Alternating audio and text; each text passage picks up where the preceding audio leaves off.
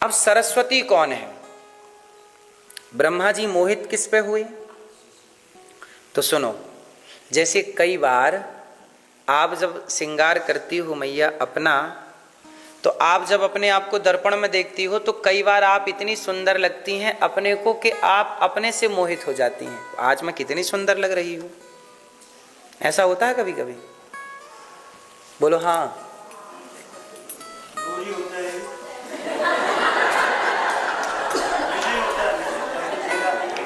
तो आप अपने में मोहित हो जाते हो हैं? ये लेडीज जी की प्रॉब्लम है।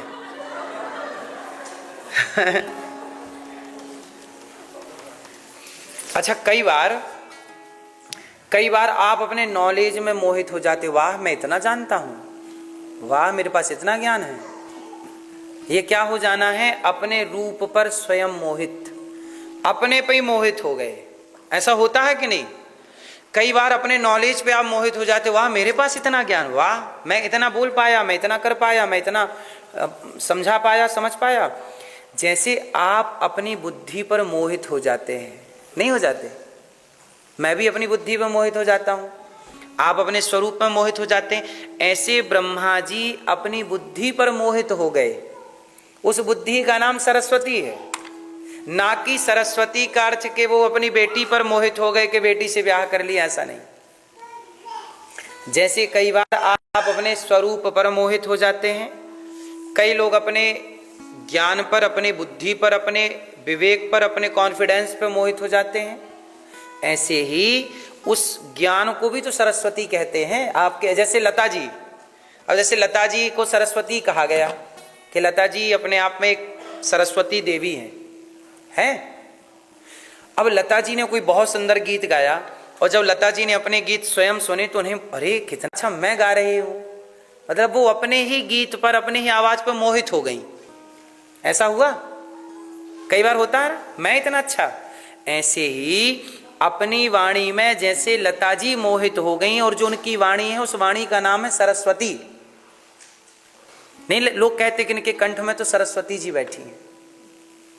हर गुणी को सरस्वती कहा जाता है। आपके पास जिस तरह की भी विद्या होगी, टैलेंट होगा, उस टैलेंट को, उस विद्या को क्या बोला जाएगा? ये सरस्वती है। तो ब्रह्मा जी अपनी ही बुद्धि पर मोहित हो गए, अपनी बुद्धि मतलब अपनी ही सरस्वती पर मोहित हो गए। ये बात थी वहां पे, ना कि अपनी बेटी पर वो गलत भाव से मोहित हो गए। अब देखो, दोनों बातें अलग अलग हो गई कि नहीं हो गई? लेकिन ना जानने के कारण लोग इतना गंदा आरोप भगवान पे मढ़ देते हैं। खुद मूर्ख हैं, और खुद की मूर्खता किस पर थोप रहे हैं? भगवान पे। और फिर सनातन को बदनाम करेंगे कि सनातन में तो ऐसा लिखा है, सनातन तो ऐसा है, सनातन तो वैसा है, जबकि समझ कुछ नहीं है। तो ये है कंफ्यूजन। समझ में आ रही है? तो 12 भगवान ने हिरण्याक्ष को मारा और पृथ्वी को मुक्त किया। पृथ्वी को मुक्त किया का मीन समझ गए? पृथ्वी का वह अंश, ठीक है? तो पृथ्वी देवी को मुक्त किया और 12 भगवान ने हिरण्याक्ष को मार करके गिराया। भगवान का एक अवतार हुआ है नृसिंह। तो नृसिंह अवतार किसके लिए हुआ? प्रहलाद जी की रक्षा के लिए, हिरण्यकश्यपु के उद्धार के लिए। भगवान का एक अवतार हुआ है, भगवान का एक अवतार हुआ है मोहिनी। कौन सा अवतार? एक बार सारी मैयाओं ने, स्त्रियों ने कहा कि प्रभु आप तो बड़े पक्षपाती हैं, हर बार पुरुष बन के आ जाते हैं, कभी स्त्री बनो तो जानो कि स्त्री का दर्द क्या है, स्त्री की पीड़ा क्या है। तब भगवान ने एक बार स्त्रियों के लिए स्त्री का अवतार धारण कर लिया, और भगवान क्या बन गए? मोहिनी। पुरुष का नाम है मोहन, क्या नाम है? और स्त्री का नाम मोहन, मोहिनी। तो आपकी पत्नी कौन है?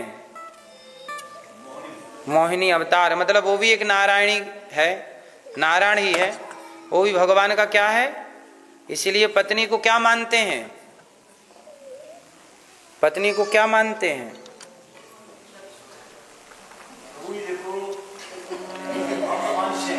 हैं? पत्नी क्या, आप अपना बताने लगते हो, पत्नी का तो बताओ।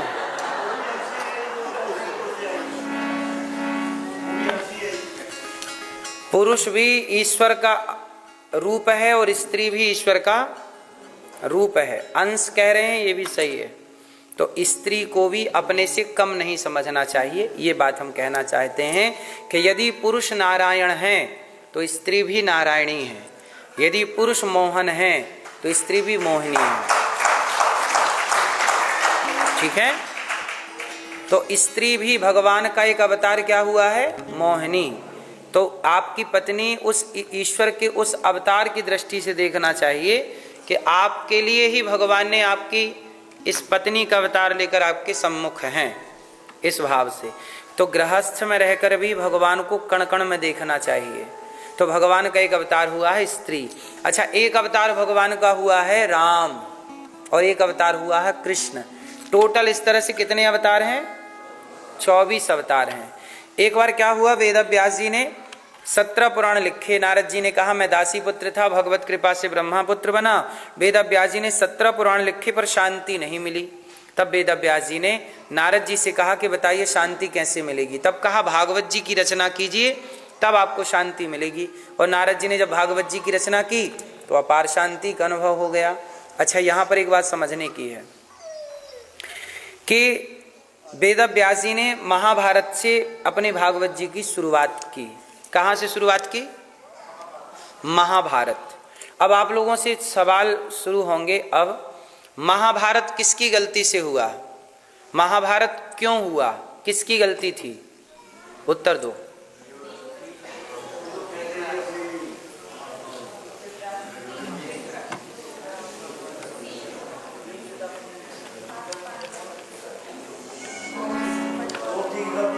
हैं?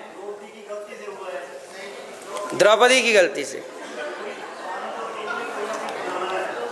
तो द्रौपदी की गलती कैसे हो गई? ऐसा पढ़ा आपने कहीं? हैं? नहीं, अलग नहीं बताते। द्रौपदी ने कभी ये कहा ही नहीं, ये कहाँ लिखा आप मुझे बताइए। द्रौपदी ने कभी नहीं कहा कि अंधों के बेटा, ये बात कहीं लिखी ही नहीं, ये सीरियल में बताया गया है, ना कि लिखित में ये बात है। तो आप उनसे बात करिए।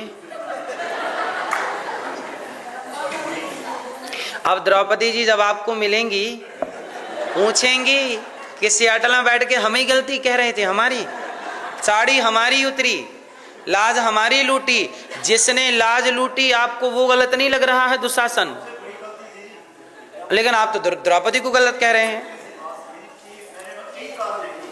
तो कई कारण में आपने पहला कारण द्रौपदी को मान लिया, आपने दुशासन को कारण नहीं माना, आपने दुर्योधन को कारण नहीं माना, आपने धृतराष्ट्र को कारण नहीं माना, आपने कर्ण को कारण नहीं माना, पितामह की चुप्पी को कारण नहीं माना, द्रौपदी को कारण माना जिसकी लाज उतरी। निर्दोष को ही समाज दोषी कहती है।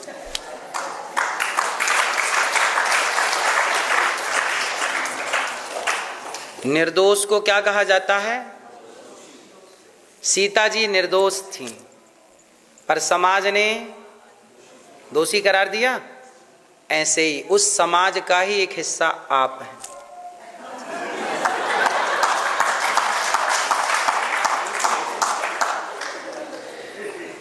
द्रौपदी, अब आपको पूरी बात क्लियर कर दूं। द्रौपदी के बारे में ये अफवाह फैलाई गई।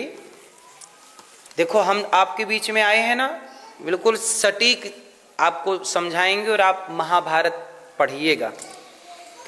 द्रौपदी ने कभी नहीं कहा कि अंधों के बेटा अंधा है। ये तो जब सीरियल बनाने वाले सीरियल बनाते हैं तो मिर्च मसाला लगाते हैं ताकि लोग उसे देखें, उन्हें यथार्थ से कोई लेना देना नहीं है। तो द्रौपदी के संस्कार इतने बुरे नहीं थे। द्रौपदी अयोनिजा है।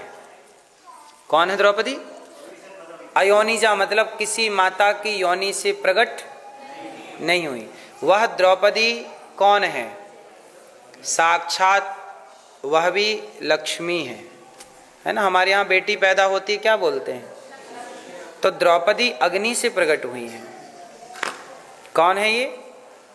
अग्नि से प्रकट होने वाली हैं। तो द्रौपदी अपने आप में एक शक्ति है, एक देवी है साक्षात। पंच कन्याओं में एक नाम है।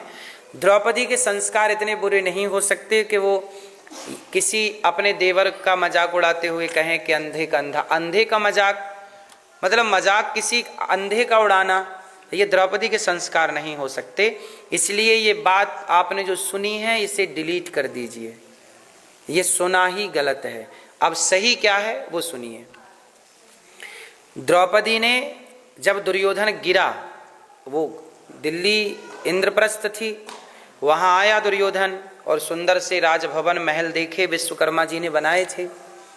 तो जहाँ जल था वहाँ थल दिखता था, जहाँ थल था वहाँ जल, ऐसी भ्रांति थी। तो दुर्योधन एक गड्ढे में जाके गिर गया। पानी उसे लगा थल है, भूमि है, गिर गया। तो वहाँ सब लोग थे, द्रौपदी भी थी, पर हंसा कोई नहीं। हाँ, थोड़े से भीम भैया हंसे थे। कौन हंसा? भीम भैया हंसे थे, ना कि द्रौपदी हंसी। द्रौपदी ने कुछ कहा नहीं, परंतु टीवियों में ऐसा बोला गया, इसलिए आपकी भी गलती नहीं, आपने जैसा सुना वैसा कहा। अब आइए समझते हैं कि महाभारत किसकी गलती से हुआ। तो द्रौपदी की तो गलती थी नहीं, ठीक है, ये क्लियर है। गलती किसकी थी? अब उस गलत व्यक्ति को पकड़ते हैं कि पूरे महाभारत में गलती किसकी थी। तो सुनिए, पूरे महाभारत में गलती किसकी थी? सबसे बड़ी गलती किसकी थी? किसकी? सबसे बड़ी गलती थी राजा की। और उस समय राजा कौन था? धृतराष्ट्र। राजा की क्या गलती थी? राजा की गलती ये थी कि जब भरी सभा में द्रौपदी के कपड़े उतारे जा रहे थे और वो न्याय की गुहार कर रही थी कि हमें न्याय दीजिए, तब द्रौपदी के चिल्लाने पर, चीखने पर भी राजा का धर्म होता है कि वो अपनी प्रजा को न्याय दे। तो उस सभा में द्रौपदी को न्याय, तो जहां न्याय नहीं होता वहां नाश होता है। मैया, ए वीडियो वाली मैया, सुन लो थोड़ी कथा, बन गई हो वीडियो तो।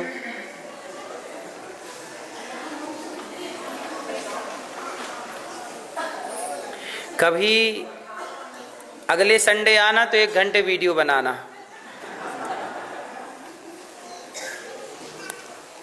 सुनो, तो द्रौपदी सबसे बड़ा, द्रौपदी सबको बुला रही, बचाओ बचाओ बचाओ, कोई आया? तो बड़ी गलती किसकी मानी जाएगी? बड़े की। और बड़ा कौन है उस समय? राजा। और राजा कौन है? राजा कौन है? धृतराष्ट्र। तो धृतराष्ट्र की गलती ज्यादा है।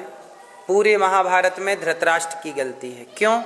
क्योंकि सबने समझाया कि ऐसे ना करो, गलत हो रहा है, दुर्योधन दुष्ट है, दुशासन गलत है, पर धृतराष्ट्र पुत्र के मोह में ऐसे डूबे कि वो सही गलत देख ना पाए। समझ आ रही है? तो पहली गलती किसकी है? दूसरी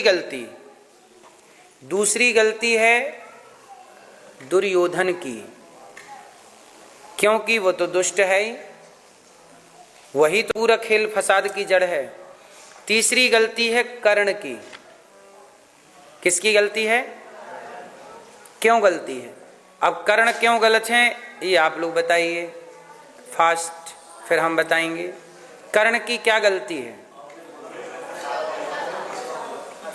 कर्ण की गलती सिर्फ इतनी है कि कर्ण को पता था कि जो हो रहा है वो गलत है।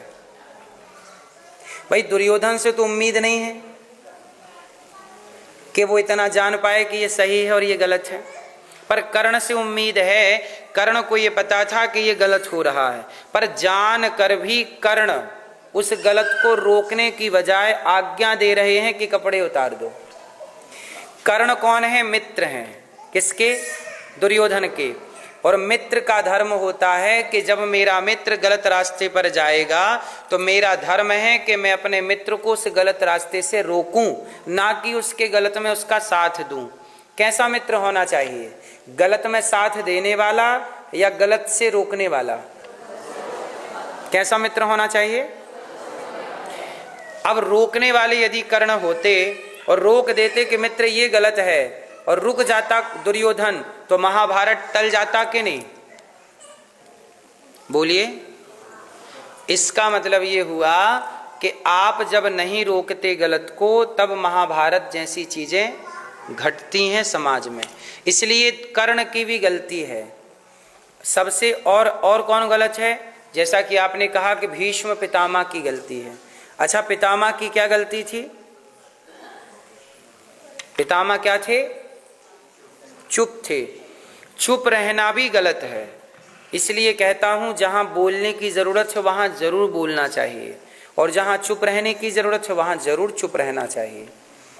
लेकिन आजकल लोग जहां चुप रहना होता है वहां तो बोलते हैं, और जहां बोलना होता है वहां चुप रहते हैं। इसलिए पितामह की गलती से भी महाभारत हुआ। वो एक थप्पड़ मारते दुशासन को, खेल खत्म हो जाता, पर नहीं किया। इसलिए सही वक्त पर सही निर्णय लेना सीखिए, ठीक है? तो पितामह की चुप्पी भी कारण है। अच्छा, एक सबसे बड़ा कारण क्या है महाभारत क्यों हुआ? ये तो किसकी गलती से हुआ ये तो नाम है। अब पहला एक मूल प्रश्न है कि महाभारत हुआ ही क्यों? क्यों हुआ? हाँ, जुआ के कारण। पर इससे भी एक बड़ा मुद्दा है, महाभारत क्यों हुआ? धर्म की रक्षा के लिए, ठीक है। क्यों? क्या गलती थी? किस मतलब क्यों हुआ? मूल वजह क्या थी? महाभारत हुआ ही क्यों? क्या वजह थी?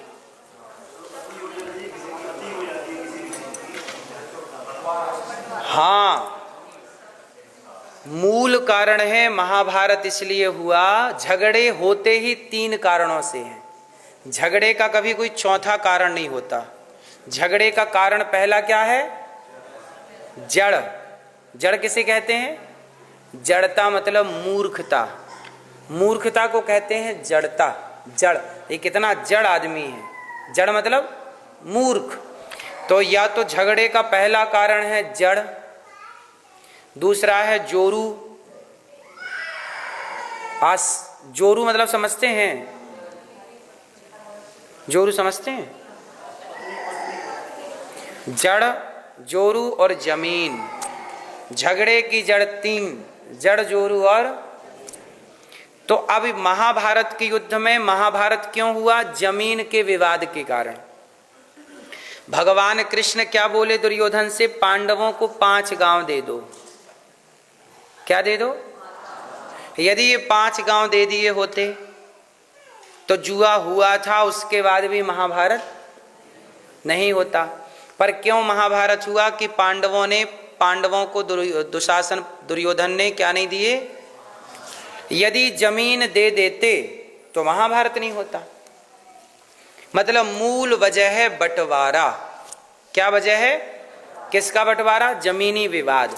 पांडवों ने, अच्छा शर्त क्या थी? एक्चुअली हुआ क्या कि पांडवों का बंटवारा हो गया, इंद्रप्रस्थ मिल गई कौरवों को, और नहीं, हस्तिनापुर मिल गई कौरवों को, और इंद्रप्रस्थ जिसे आज दिल्ली कहते हैं, ये दिल्ली उस जमाने में बंजर भूमि थी, तो ये दे दिया धर्मराज युधिष्ठिर को धृतराष्ट्र ने कि तुम जाओ वहां अपना कमाओ खाओ। तो धृतराष्ट्र ने जब दिया तो इन्होंने अपना पूरा जमीन उपजाऊ कर ली, मेहनत की और जमीन को सार्थक कर लिया। खूब धनवान हो गए पांडव। अब पांडव रहने लगे। फिर पांडवों के धन को देखकर वही दुर्योधन आया ना महलों को देख के, तो उसके आग लग गई कि यार इतना कम समय पे ये इतनी तरक्की कर गए। तो पांडवों की तरक्की से दुर्योधन जल गया। तो जलने के बाद दुर्योधन ने क्या किया कि जुआ रखवाया, द्यूत क्रीड़ा, जुआ रखवाया। और जुआ ने छल से हुआ जुआ। धर्मराज युधिष्ठिर को जुआ खेलना नहीं आता था। लोग जैसे हम लोग कहते हैं ना जुआ खेलना गलत है, तो प्रश्न खड़ा हुआ कि जुआ खेलना गलत है तो धर्मराज युधिष्ठिर ने जुआ क्यों खेला? भाई धर्मराज युधिष्ठिर ने जुआ खेला? आप बताइए, धर्मराज युधिष्ठिर ने जुआ खेला? आंसर दीजिए, हाँ या ना, जोर से।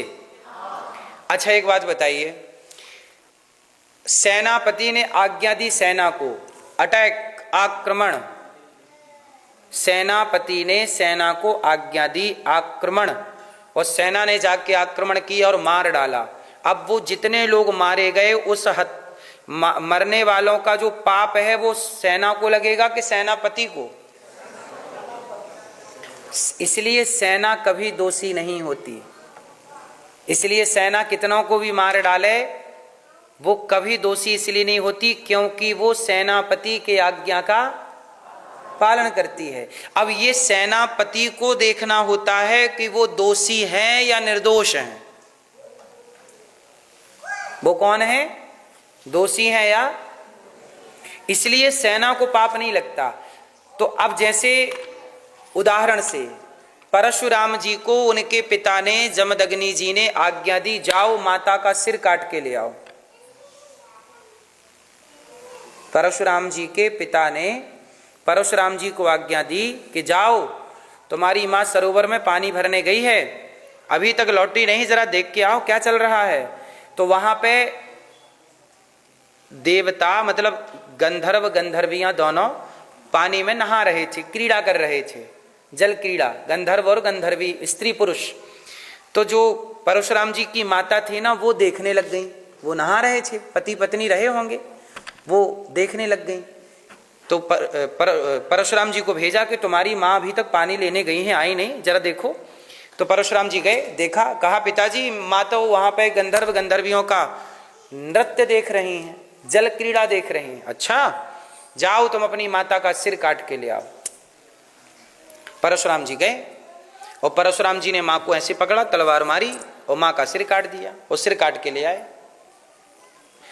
और जब सिर काट करके लाए तो पिता ने खुश होकर के कहा, बेटा तुमने पिता की वचनों का पालन किया है, पिता की आज्ञा का पालन किया है, मेरे से कोई वरदान मांगो। तो परशुराम जी ने कहा कि पिताजी ऐसा वरदान दो कि मेरी माँ फिर से जीवित हो जाए, और मैंने माँ की हत्या की है ये बात कभी मेरी माँ को पता ना चलना चाहिए। तो अब परशुराम जी के पिताजी ने, वो तो सामान्य ऋषि थे नहीं ना, उन्होंने मरी हुई माँ को, मतलब मरी हुई पत्नी को, परशुराम जी की माँ, तो उन्होंने उनको जस का तस जीवित कर दिया। और जीवित करने के बाद ये बात उन्हें कभी पता नहीं लगी कि मेरे पुत्र ने कभी मेरी हत्या की थी। अब एक बात बताइए, परशुराम जी ने जब अपनी माँ को मारा तो माँ को मार डालना तो पाप है, पर परशुराम जी ने जब माँ को मारा तो पाप लगा? क्यों नहीं लगा पाप? हाँ, क्योंकि उन्होंने अपनी मर्जी से हत्या नहीं की, अपनी मर्जी से नहीं मारा। धर्म ये देखता है कि आपका मन है या नहीं। पाप कब लगता है? जैसे मैंने गाय को डंडे से मारा, मारने के उद्देश्य के, ये मेरी खेत में है मारूंगा, मारा, वो गाय मर गई तो मुझे पाप लगेगा क्योंकि मैंने मारने के भाव से मारा। लेकिन मैंने गाय को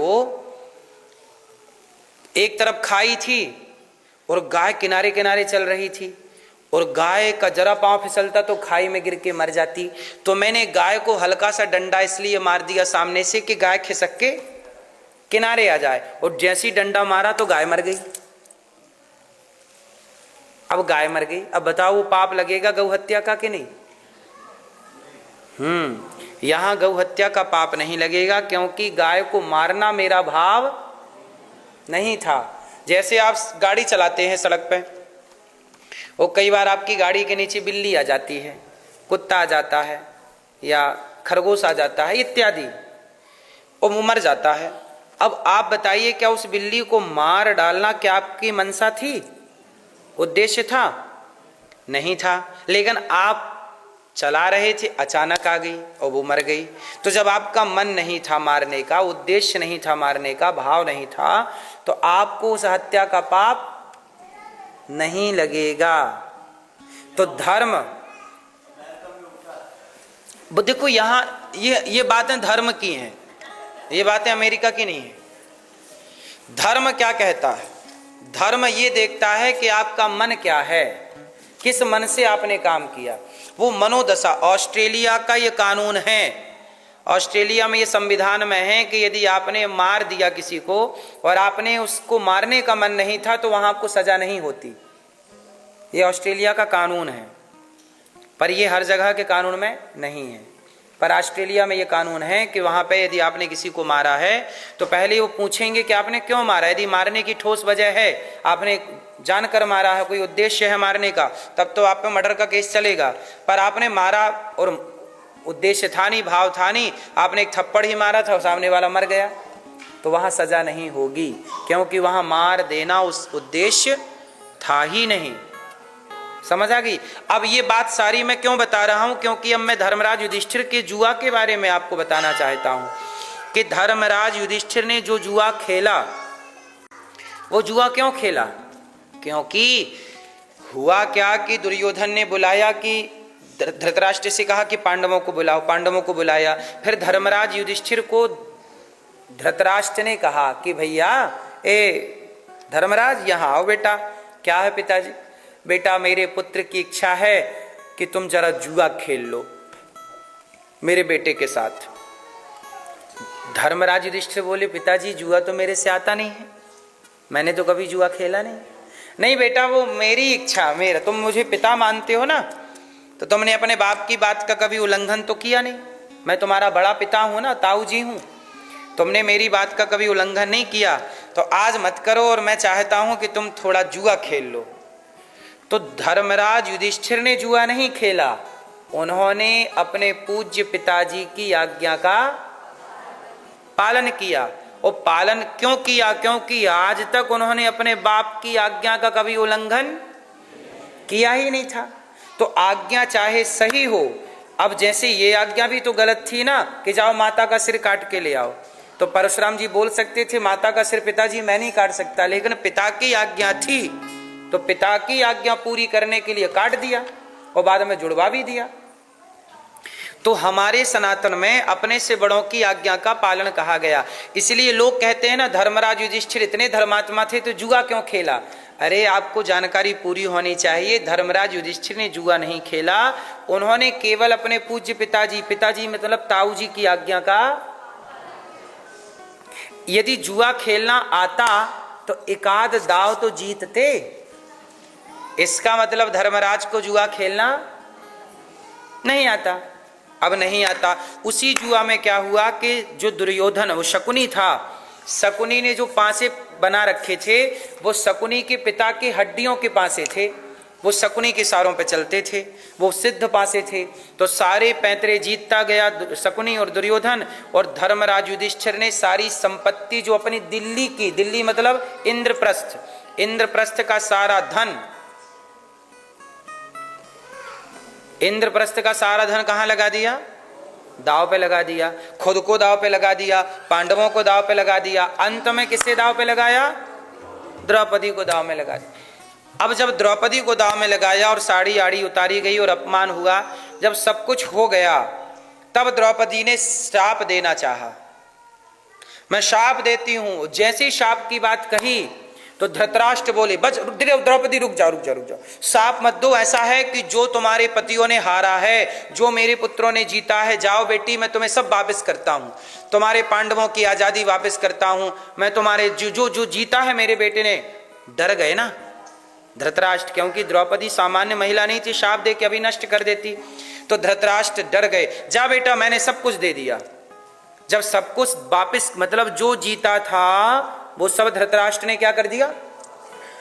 पर इस वापसी में कंडीशन रखी गई। कंडीशन क्या? शकुनी ने बोला नहीं, दुर्योधन ने बोला नहीं, हमने जीता है तो जीता है, ये वापस तब होगा जब पांडव 12 साल के लिए वनवास जाएंगे और 1 वर्ष के लिए अज्ञातवास में रहेंगे। कितने साल के लिए?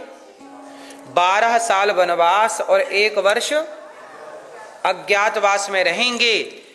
और यदि हम लोग इनको नहीं पहचान पाए तो इनका धन वापस दे दिया जाएगा, और यदि हम पहचान गए तो ये फिर से 12 साल का वनवास हो जाएगा और 1 वर्ष का अज्ञातवास।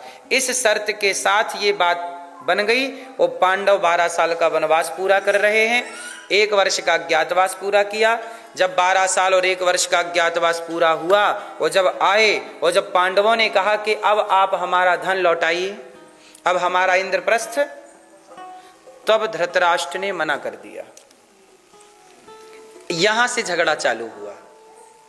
झगड़ा अब चालू हुआ कि आपने जो जो कहा था वो हमने, अब आप लौटाओ हमारी संपत्ति। हमने 12 साल कर लिए, 1 वर्ष का अज्ञातवास कर लिया, अब लौटाओ। नहीं। फिर जब नहीं बात बनी तब भगवान श्री कृष्ण की एंट्री हुई और भगवान बोले कि पांडवों को चलो तुम उनका सारा धन रख लो, कम से कम 5 गांव तो दे दो। कितने गांव दे दो? ताकि 5 पांडवों का 5 गांव से गुजारा हो जाए। दुर्योधन बोला मैं सुई की नोक बराबर भूमि नहीं दूंगा। किसके बिना? युद्ध के बिना। और बस वहीं से जब नाश मनुज का छाता है, पहले विवेक मर जाता है। विनाश काले विपरीत बुद्धि। और दुर्योधन ने 5 गांव ना देने का संकल्प लिया और वहीं से महाभारत स्टार्ट हो गया। तो पूरा महाभारत जमीनी विवाद के कारण हुआ। इसलिए कहता हूं कि आप लोग जल्दी से अपने बेटों को जमीनें दे दें,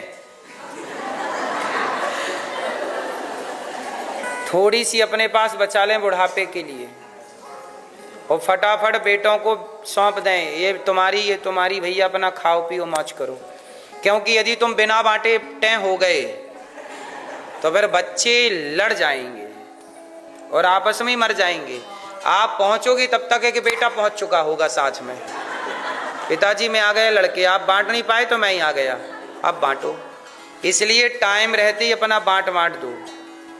आप लोगों ने बंटवारा कर दिया कि नहीं? नहीं किया? यहां से जाते ही वसीयतनामा है।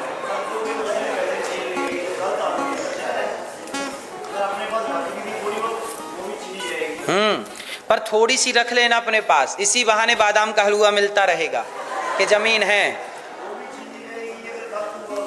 हाँ, क्यों? और आजकल ये बिल्कुल नहीं है कि आप सब सौंप दें, थोड़ा सा अपने पास बचा के रखिएगा बुढ़ापे के लिए, तो सही सम्मान होता रहेगा। यदि आपके पास कुछ भी नहीं है तो आजकल बिना कुछ वाले का सम्मान करने वाले बच्चे हैं पर कम हैं।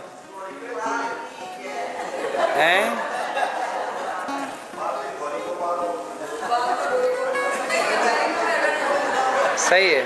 हाँ, गौरी गोपाल तो खुला है, आ जाइए। तो मतलब उम्मीद है कि बच्चे नहीं करेंगे सेवा।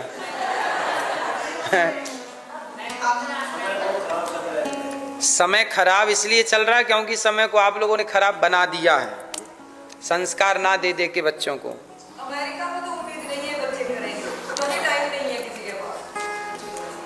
तो भारत में भी तो बच्चे भेज रहे हैं माओ को वृद्धाश्रम। अमेरिका में तो कोई चांस नहीं है। अब अमेरिका में चांस इसलिए नहीं है, आज संडे थी, बोले थे बच्चों को भी ले आना, तो लाए तो इतने इतने से ले आए। थोड़ा बड़े बड़े बच्चे लाते तो वो भी कथा सुनते। हमने बच्चे लाने को बोले, इतने इतने से ले आए। थोड़ा समझदार बड़े बच्चे लाते, वो भी कथा सुनते और कुछ सीखते।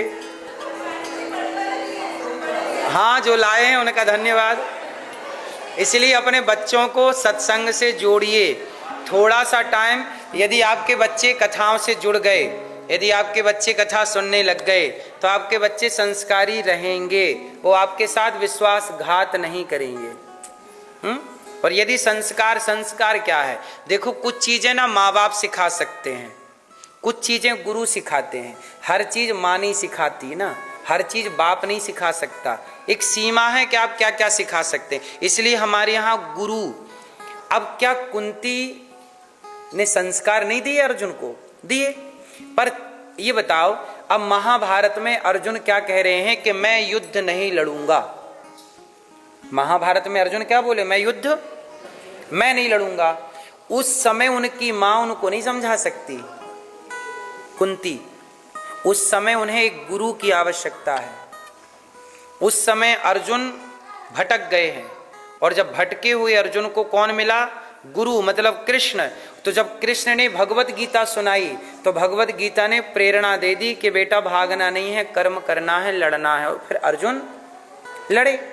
तो हर चौराहे पर हमें एक गुरु की आवश्यकता पड़ती है। और आज के जमाने में हुआ क्या कि बच्चों को माँ बाप ने तो जितना समझाना था समझाया, उसके बाद बच्चों को समझाने वाला कोई नहीं है। तो जैसे बिना खूंटे का जो सांड होता है ना, आजाद कहीं भी भागे, ऐसे खूंटे से बांधना ही पड़ता है। हम सबको बच्चों को किससे बांधना पड़ेगा? संस्कार के खूंटे से। किससे बांधना पड़ेगा? हम सबको बंधना पड़ेगा। आजादी अच्छी होती है?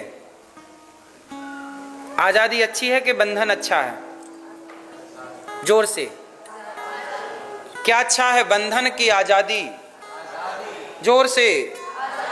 आजाद था रावण और आजाद थी सूपनखा। जो समाज आजाद होगा, यदि पुरुष को आजादी मिली तो वो एक दिन रावण जरूर हो जाएगा, और स्त्री को आजादी मिली तो वह एक दिन सूपनखा जरूर हो जाएगी। इसलिए सीता जी आजाद नहीं हैं। सीता जी एक मर्यादा के बंधन में बंधी हैं, और राम आजाद नहीं है, राम एक मर्यादा के बंधन में।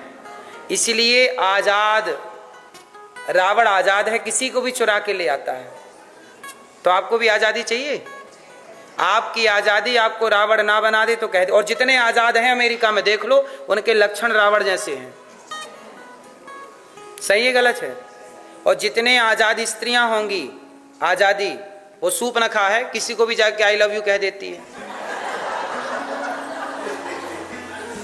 नहीं, सूपनखा राम से क्या कहती है? तो सम पुरुष नमो सम नारी, तुम बहुत सुंदर हो, ब्याह कर लो। देख, खुद का ब्याह हो चुका है, खुद का पति है। सूपनखा के पति का नाम है विद्युत जिह्वा, जिसको रावण ने मार दिया है। सूपनखा के पति की हत्या किसने की? रावण ने मार दिया। अब ये हो गई है बिना पति की, और बिना पति की तो अब जैसे इसे कोई भी दिखता है ना, चली जाती है, मेरे से ब्याह कर लो। अब देखो, ये आजादी है। आजादी तो कहीं भी जा रही है, वो कुछ भी बोल रही है। राम से कह रही कर लो ब्याह, राम जी बोले मेरा मन नहीं है, मेरी तो पत्नी है, लक्ष्मण जी से बात कर लो। तो इतनी नक्कटी है, लक्ष्मण जी के पास चली गई, कह रही है तुम कर लो। लक्ष्मण जी बोले नहीं, मैं नहीं कर सकता, मेरे बड़े भैया हैं, मैं तो उनके चरण दबाता हूं, यदि तुम मेरी शादी कर लोगी तो फिर भाभी जी के कपड़े तुम्हें धुलने पड़ेंगे। बोले नहीं, मैं तो बिल्कुल वॉशिंग मशीन ले आऊंगी, कपड़े वपड़े नहीं धुलूंगी। हाँ, मैं नहीं करती ये सब काम। तो ये सूपनखा है लक्ष्मण जी के पास, फिर राम जी के पास, फिर लक्ष्मण जी के पास। फिर जब बार बार यहां वहां गई तो लक्ष्मण जी ने क्या किया? क्या काट दी? अच्छा, नाक क्यों काट दी सूपनखा की? हाथ काट देते, पांव काट देते। नाक इसलिए काटी कि हाथ काटते तो इसे बताना पड़ता कि मैं वहां गई तो हाथ काट के कटवा के आ गई। पांव काटते तो बताना पड़ता कि वहां गई थी तो पांव कट गया। नाक इसलिए काटी कि अब इसे बताना कहीं नहीं पड़ेगा कि कहाँ गई थी, लोग देखते ही समझ लेंगे कि नाक कटवाने गई थी तो नाक कटवा के आ गई। अब इसे बताना नहीं पड़ेगा ना मैं कहाँ गई थी, लोग समझ लेंगे कि नाक कटवाने गई थी, नक्कटी होके आ गई। इसलिए नाक ही काटी लक्ष्मण जी ने। तो आजाद कौन है? राम जी आजाद हैं कि रावण आजाद है? तो आपको क्या बनना है? आजाद। अब आप लोगों ने बयान बदल लिए अपने। सीता जी आजाद हैं कि सूपनखा आजाद है? कौन आजाद है? कौन? सूपनखा आजाद है, सीता जी आजाद नहीं है। सीता जी मर्यादा के बंधन में है और राम जी मर्यादा के। इसलिए हम सबको, सभ्य समाज को मर्यादा के बंधन में होना चाहिए, यही है। इसलिए बंधन जरूरी है, आजादी जरूरी। आजादी, हमारा देश आजाद हो गया, ये आजादी तो अच्छी थी। आतंक से आजादी हो, झूठ कपट से आजादी, किसी का डर ही नहीं है। अच्छा बताओ, डर होना जरूरी है कि नहीं? बोलो, डर होना जरूरी है? हाँ, हम सबके जीवन में क्या होना चाहिए?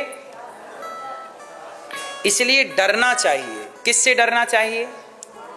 कि हमें कोई देख रहा है, हम गलत ना करें। आजकल बच्चे अपनी माँ को घर से निकाल देते हैं, क्या उन्हें डर नहीं लगता कि तुम्हारे इस कर्म को कोई देख रहा है?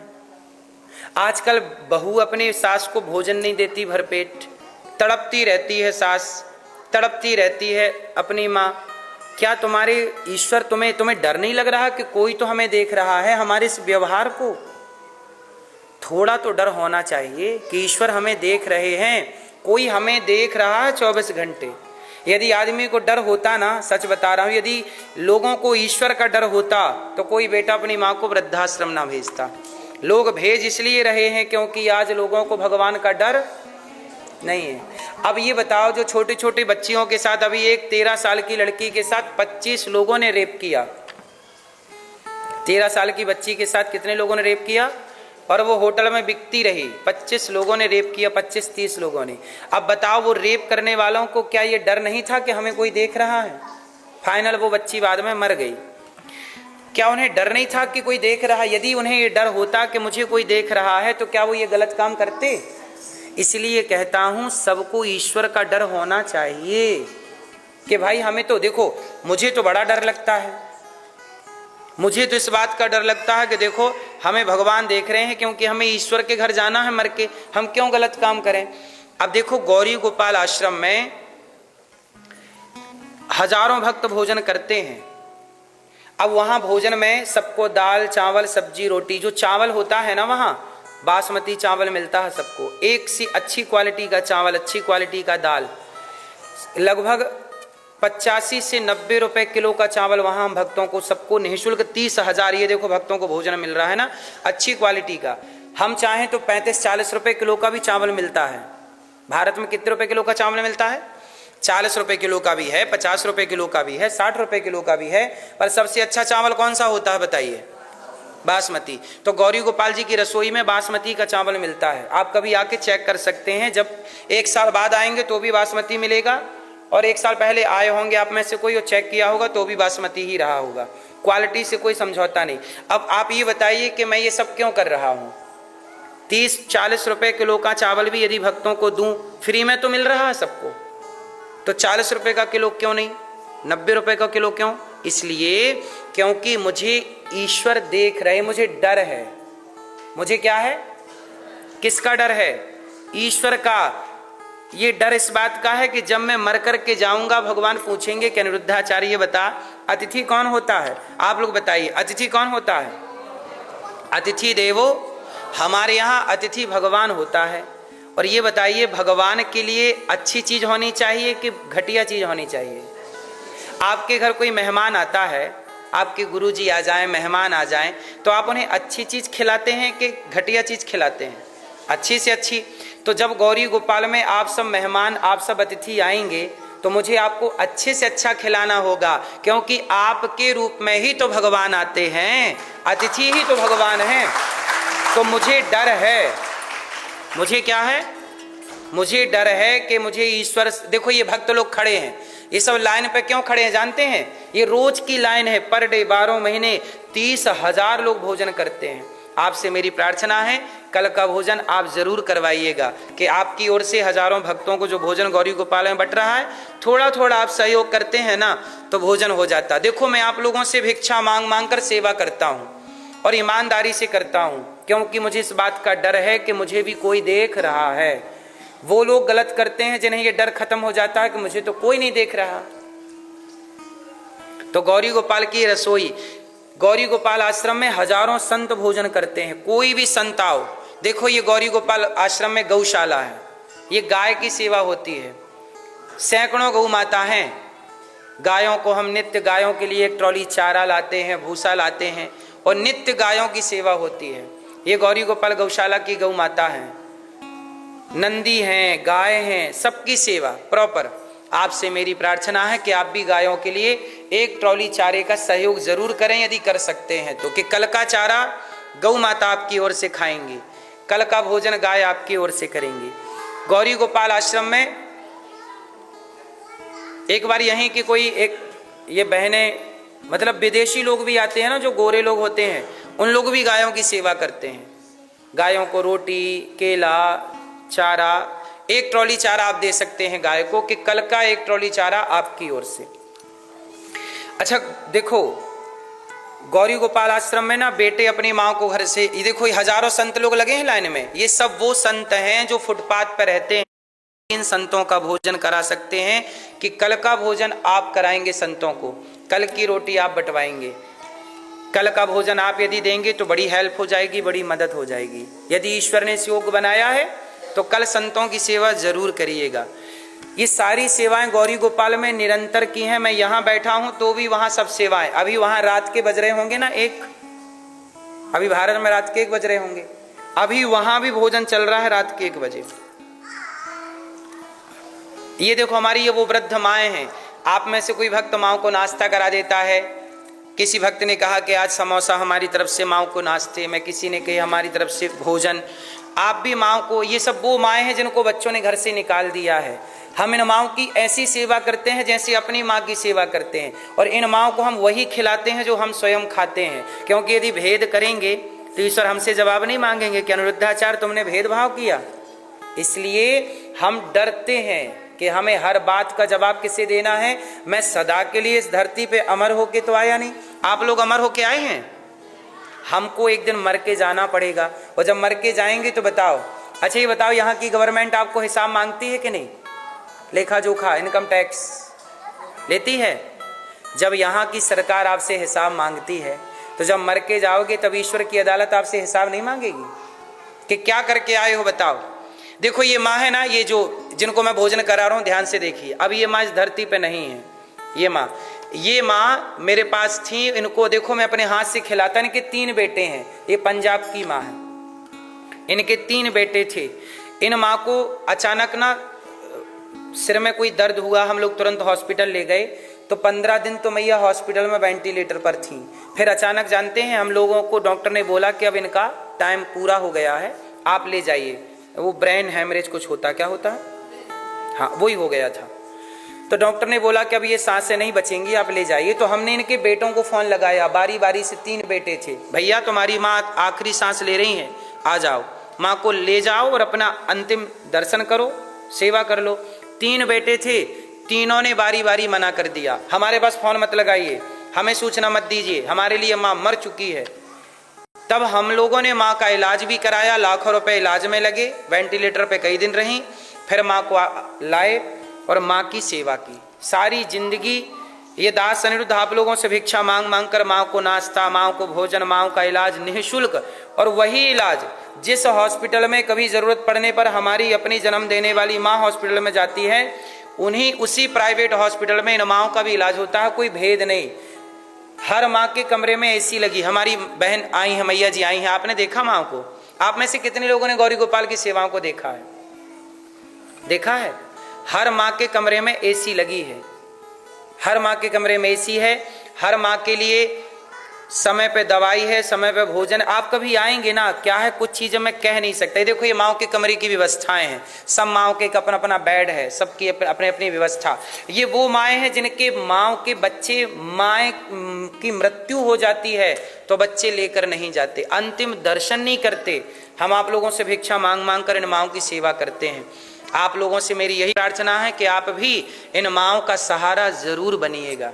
और आप इन माँओं का, देखो ये जीवन है, किसी के काम आ जाओ तो आ जाओ, वरना जिंदगी आइसक्रीम की तरह होती है, या तो टेस्ट ले लो वरना वेस्ट होनी ही है।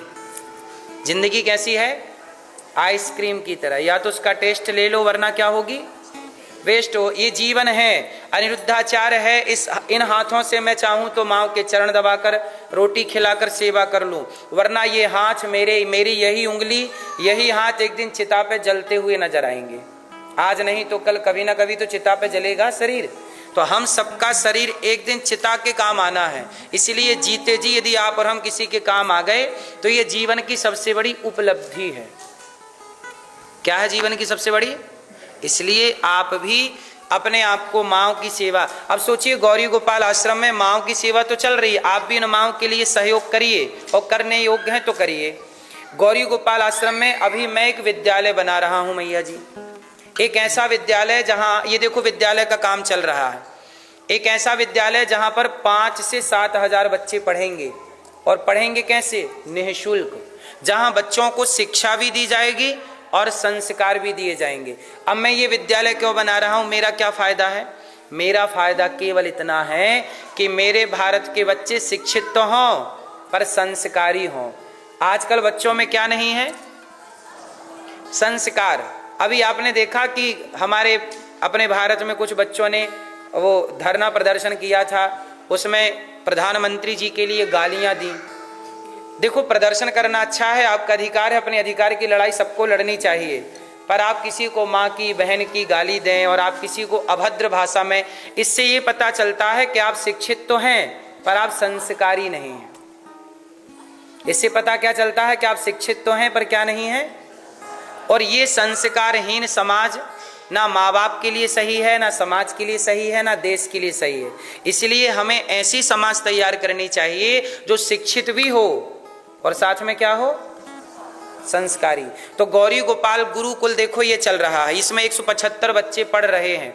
बच्चों का रहना, पढ़ना, खाना पीना सब फ्री। हम आपसे भिक्षा मांग मांग के देखो इन बच्चों को। इन बच्चों में कोई गरीब बच्चा है, किसी की माँ नहीं, किसी का पिता नहीं, गरीब परिवार के बच्चे हैं। इन बच्चों के लिए हम कमाते हैं, इन बच्चों के लिए आप लोग कमाते हैं अपने परिवार के लिए। आप लोग अमेरिका आए हैं, किसके लिए आए हैं? कमाने के लिए। और किसके लिए कमा रहे हैं? आपके परिवार में कितने लोग हैं? बताइए, आपके परिवार में कितने लोग हैं? 2, 5, 10, कितने लोग हैं? अधिक से अधिक 5 लोग होंगे आपके परिवार में, और 10 लोग होंगे, और ज्यादा तो 20 लोग होंगे। इतना ही बड़ा परिवार होगा आपका। आप भी कमाते हैं सारी जिंदगी, पर 5, 10, 20 लोगों के लिए। ये दास अनिरुद्ध भी कमाता है 323 माओं के लिए, 175 बच्चों के लिए, 400 गौ माता के लिए, और 30,000 लोग पर डे भोजन करते हैं उसके लिए।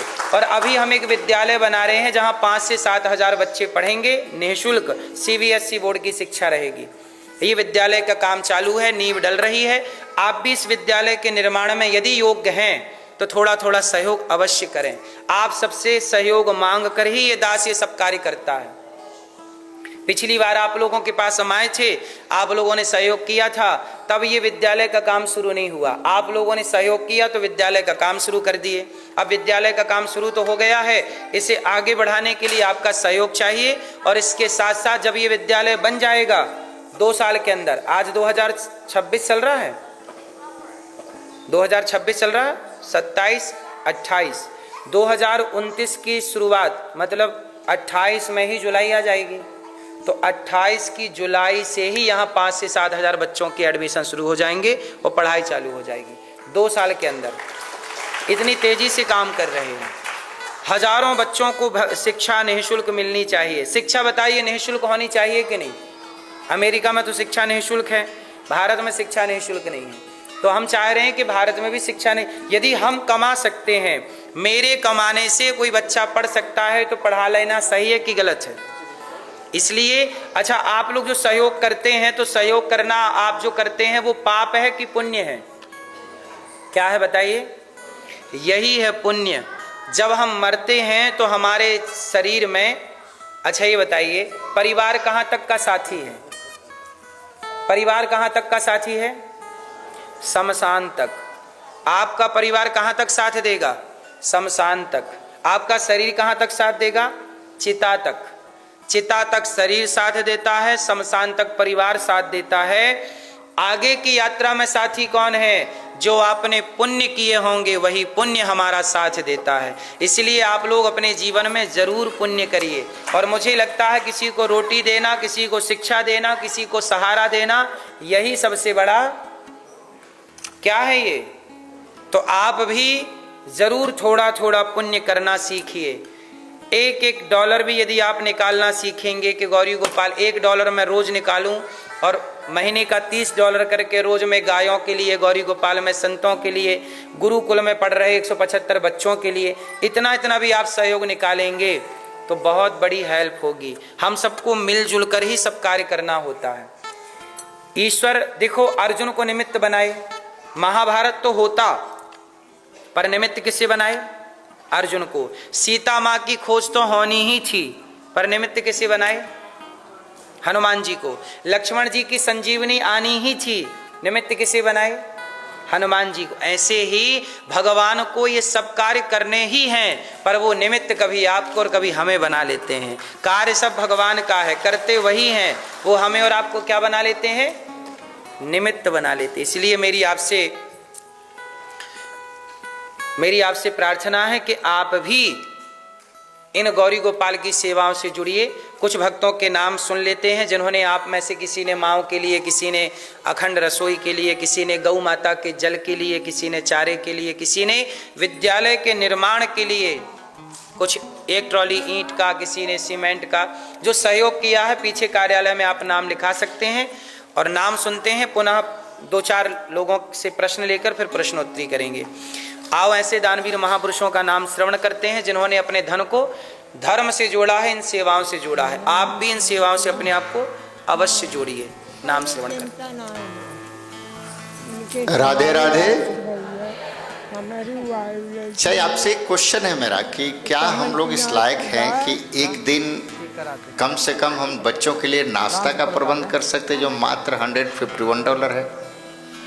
इतने सक्षम हैं? हाँ या ना?